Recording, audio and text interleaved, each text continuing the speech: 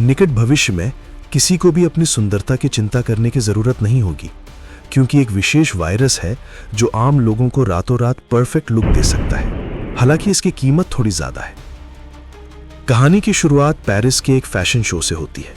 एक लंबी छरहरी model ramp पर चल रही है कि अचानक उसे बहुत गर्मी और प्यास लगने लगती है। माथे से पसीना बहने लगता है। जब उसने देखा कि एक दर्शक पानी पी रहा है तो वो बिना सोचे रैंप से उतरी, उसका पानी छीन कर पीने लगी। उसका व्यवहार बहुत हिंसक हो गया। जो भी रोकने आया उसे भी मारने लगी। फिर उसने एक मोटरसाइकिल छीन ली और पागलों की तरह भाग निकली। एक चौराहे पर वो एक तार से टकरा गई और जोर से गिरी। उसकी टांग टूट गई, लेकिन आश्चर्यजनक रूप से उसे दर्द महसूस नहीं हुआ। वो लड़खड़ाती हुई नजदीकी रेस्तरां में घुस गई और फिर से पानी पीने लगी। किसी ने रोका तो उसने हमला कर दिया। टेबल का सारा पानी पीकर वो टूटी टांग से ही बाथरूम में घुस गई और टॉयलेट के पानी तक को पीने लगी। उसके शरीर से ऐसा लग रहा था जैसे अंदर आग जल रही हो और उसके सिर से भाप निकलने लगी। तभी पुलिस आ गई। मॉडल बाहर निकली तो उस पर बंदूकें तन गई। वो दर्द से कराही और फिर उसका शरीर पिघलने लगा। यह अजीब घटना समाज में चर्चा का विषय बन गई। FBI एजेंट कूपर और जॉर्डन जांच के लिए पहुंचे। पता चला कि मॉडल के व्यवहार से 5 लोग मारे गए और 7 घायल हुए। और भी हैरानी की बात यह कि 6 महीने पहले लंदन और 5 महीने पहले बर्लिन में भी ऐसे मामले सामने आए थे, जहां पीड़ितों को तेज प्यास लगी और फिर वे खुद से जल गए। पोस्टमार्टम में पता चला कि मृतकों ने कोई दवा नहीं ली थी, बस उनके शरीर का तापमान बहुत ज्यादा था और अंदरूनी अंग पिघल या जल गए थे, जैसे शरीर ने खुद ही आग पकड़ ली हो। लेकिन आग लगाने वाला कोई पदार्थ नहीं मिला। जॉर्डन ने सोचा, यह बताता है कि उसे प्यास क्यों लगी, पर यह नहीं बताता कि शरीर क्यों पिघला। कूपर और जॉर्डन को लगा कि यह साधारण मामला नहीं है। उन्होंने तीनों मृतकों के बारे में जानकारी जुटाई। सब पेशेवर मॉडल थे, लेकिन उनकी तस्वीरें कुछ साल पहले की तस्वीरों से बिल्कुल अलग थीं। उनकी मां भी शायद पहचान न पाती। एक और अजीब बात, तीनों ने अपने करियर के शीर्ष पर पहुंचने के 1 साल बाद यह हालत झेली, लेकिन तीनों अलग अलग एजेंसी से थे और एक दूसरे को जानते तक नहीं थे। जॉर्डन को लगा कि इतना परफेक्ट लुक सिर्फ बहुत उन्नत प्लास्टिक सर्जरी से मिल सकता है, जो आम हैसियत के लोगों के बस की बात नहीं। दूसरी ओर जेरी नाम का एक लड़का था जो अपने मोटापे और बदसूरती के कारण बहुत हीन भावना से ग्रस्त था और लड़कियों के साथ दोस्ती करना चाहता था। एक दिन उसे एक चैट रूम में एक विज्ञापन दिखाई दिया। काफी सोच विचार के बाद वो उस ब्रोशर पर दिए गए प्लास्टिक सर्जरी अस्पताल पहुंच गया। रिसेप्शनिस्ट के चेहरे के हाव भाव अजीब से थे, लेकिन उसके शब्द बहुत आकर्षक थे। उसने वादा किया कि अगर जेरी खुद को पूरी तरह अस्पताल के हवाले कर दे तो वे उसे एकदम परफेक्ट बना देंगे, जिसे लड़कियां पसंद करेंगी। कुछ महीने बाद जेरी अस्पताल से छुट्टी पाकर सीधे एक बार पहुंचा ताकि अपने नए लुक का असर देख सके। जल्द ही एक सुंदर लड़की ने उससे बात करनी शुरू कर दी और उसे अपनी पार्टी में बुलाया। जेरी को लगा कि उसकी नई सूरत ने उसे जीत लिया है। वो जमकर डांस किया, लेकिन पार्टी खत्म होने पर बार के मालिक ने उससे बिल चुकाने को कहा। जेरी ने देखा कि वो लड़कियां तो बिना बिल दिए ही चली गई थीं। उसका इस्तेमाल किया गया था। गुस्से में आकर जेरी ने रातों रात बंदूक ली और अस्पताल पहुंच गया। उसने कहा कि उसके साथ धोखा हुआ है। यह लुक तो पहले से भी बुरा है। डर के मारे रिसेप्शनिस्ट ने कहा कि उसके पास एक सीक्रेट वेपन है जो जेरी को बिल्कुल परफेक्ट बना देगा।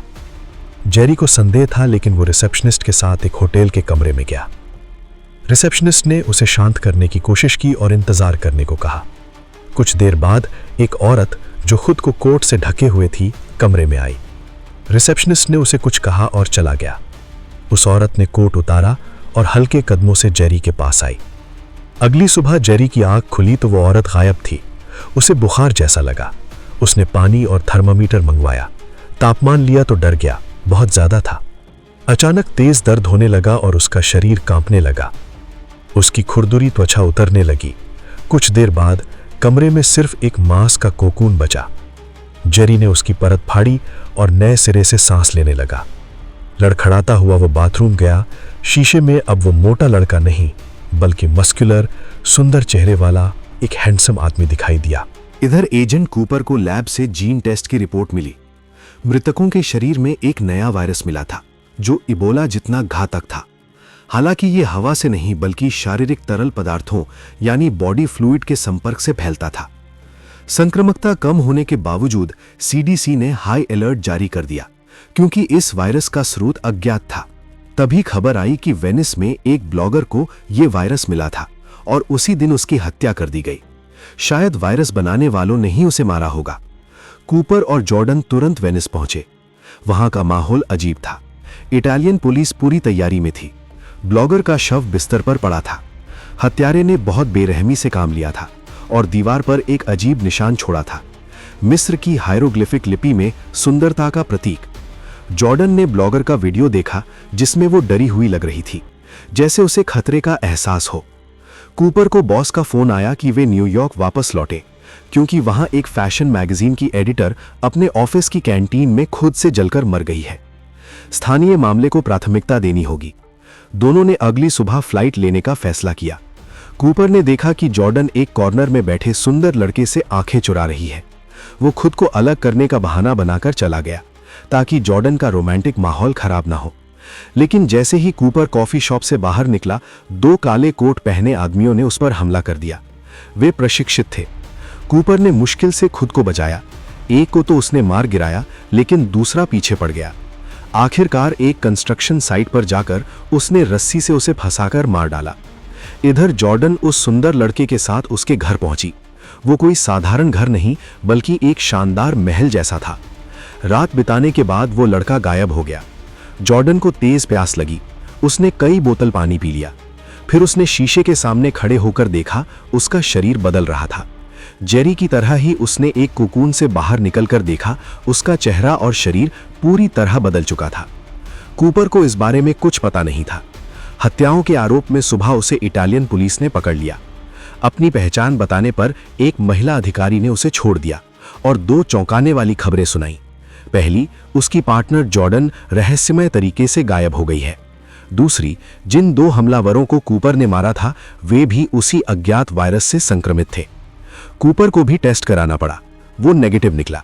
बॉस ने फोन करके कूपर को तुरंत न्यूयॉर्क वापस बुलाया क्योंकि वहां कई लोग खुद से जलने लगे थे और हालात बिगड़ रहे थे। बॉस ने जॉर्डन की तलाश का वादा किया।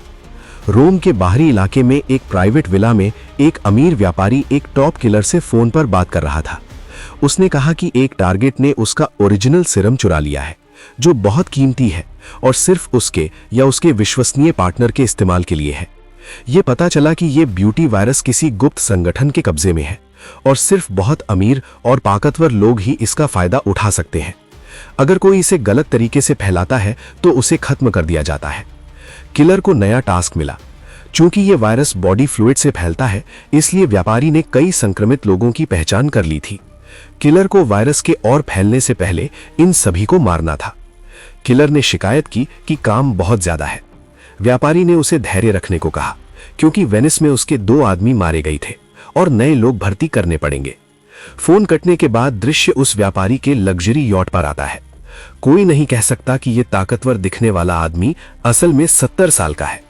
जाहिर है वो भी इसी ब्यूटी वायरस का फायदा उठा चुका था, बिना किसी साइड इफेक्ट के। इधर किलर उसी प्लास्टिक सर्जरी क्लिनिक पहुंचा जहां जेरी गया था। उसने पहले सुरक्षा सिस्टम और कैमरा नेटवर्क हैक किया, फिर बंदूक लेकर अंदर घुसा। ऑपरेशन थिएटर में उसने देखा कि वही रिसेप्शनिस्ट एक लाश के टुकड़े कर रहा था। पता चला कि वो एक गैरकानूनी तरीके से शवों से अंग निकालकर अपने काम में इस्तेमाल करता था। किलर ने उससे पूछा कि वो औरत जो जेरी के पास गई थी, उसने और किस किस को संक्रमित किया है। इस बीच नए रूप वाला जेरी खुश था। उसकी एक सुंदर गर्लफ्रेंड बन गई थी। एक दिन जब वो शावर ले रहा था, तभी किलर उसके घर में घुस आया। जेरी ने पहले हमला किया और कुछ देर तक मुकाबला भी किया, लेकिन किलर ने उसे नहीं मारा। उसने पूछा कि जेरी ने हाल में कितनी लड़कियों के साथ संबंध बनाए हैं। जब पता चला कि सिर्फ एक, तो किलर ने उसे बुलाने को कहा। लड़की ने बहाना बनाया कि वो बीमार है और कल ही मिल सकती है। मजबूर होकर जेरी किलर के साथ उस लड़की के घर गया। वहां पहुंचते ही दोनों ने देखा दीवारों पर खून के छींटे थे और कोने में मांस के कोकून के अवशेष पड़े थे। तभी वो लड़की कोने से निकलकर उन पर टूट पड़ी।